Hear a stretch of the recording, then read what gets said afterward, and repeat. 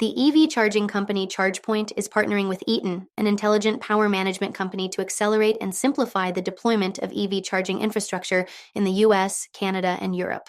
The partnership will integrate EV charging and infrastructure solutions, co-developing new technologies to advance bidirectional power flow and vehicle-to-everything (V2X) capabilities.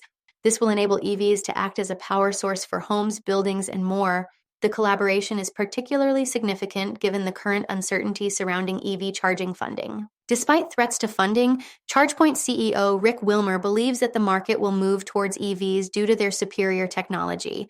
He notes that people will adopt EVs because they are better, not just because of tax credits or incentives. Wilmer also highlights the potential for EVs to provide energy back to the grid, citing examples such as fleet operators with multiple EV delivery vans and school buses that can provide energy to buildings and defray energy costs. ChargePoint's business model involves selling chargers and network infrastructure to residential or commercial property owners and offering servicing contracts if needed. The company does not own or operate its chargers.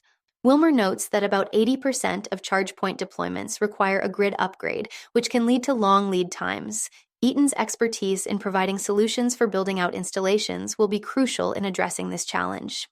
The partnership between ChargePoint and Eaton aims to provide a one-stop shop for the EV charging ecosystem, delivering EV chargers, electrical infrastructure, and engineering services as turnkey offerings.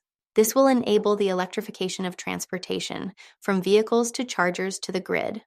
By streamlining the purchase, design, and deployment of EV charging projects, ChargePoint and Eaton hope to accelerate electrification efforts.